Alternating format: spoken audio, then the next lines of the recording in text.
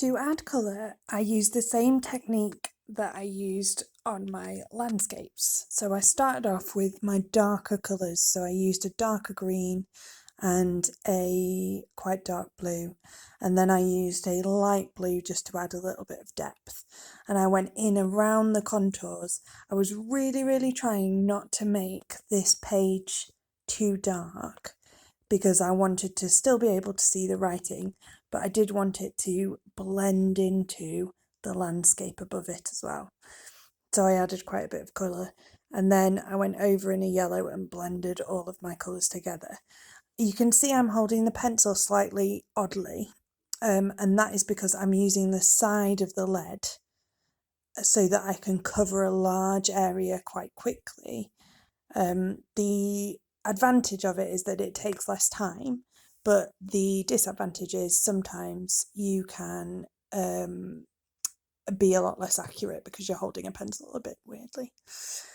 On the other side, I decided I wanted to go with a slightly different colour palette, so I chose to go with sort of blues and pinks and purples, but I really wanted to blend those colours into my landscape on the other side as well. So I did ombres with greens and yellows on the right hand side of this landscape, and where it kind of merges into the other page, and then used more purples and pinks towards the left hand side. I was trying to think about using contrasting colours next to each other as well. So I did the trees in yellow and red and kind of ombre'd with an orange. But so I put it next to the blue and the purple because they are contrasting colours to orange and red.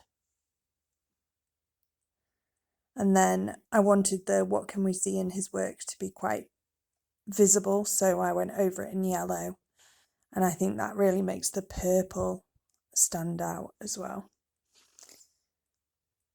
I was trying to do this as quickly as possible, and I think it meant that, sorry, my head's very in the way there, but it meant that my colouring was sometimes a little bit haphazard, but I think the overall effect is quite nice.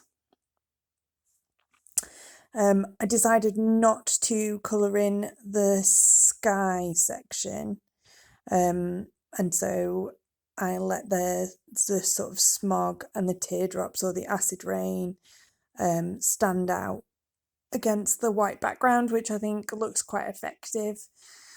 You'll notice as well that I've put a piece of paper underneath my page, and that was just because I was really struggling working on a rough surface, but actually it also stopped the transfer of the colours on the back of my page onto the worksheet that will be stuck in the front of your book.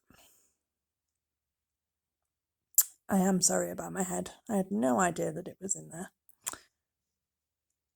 And then at the end, I just went over some of the words that I'd put on there so they were a little bit more obvious, and I coloured in the eyes and went over some more of my lines as well. Okay, so now I've got my page there, and then I'm going to open it up and I've got my research there. So you can see I've got all of the different elements of his work. I've got the blocked letters, I've got the floating eyes, contour lines, environmental features, onion domes, rows of houses, spirals, lollipop trees. And then on this side, I've got all of my facts. So I've put 1, 2, 3, 4 facts, and then I've put my own opinion at the bottom. It's really important that you add in your own opinion, because that is where a lot of your marks come from in GCSE. So we want to hear about what you think of the work and then have it justified as well. So if you love it, I want to know why. So I love his work, especially his architecture, because I think it's fun and colourful, and I really like that. I also love the fact that it's inspired by nature. Whereas you might dislike his work because it's not realistic, or it's too weird for you, you don't like the eyes, they creep you out, you know, whatever. But you need to make sure that you justify that opinion, okay? So this should be what you have on this section.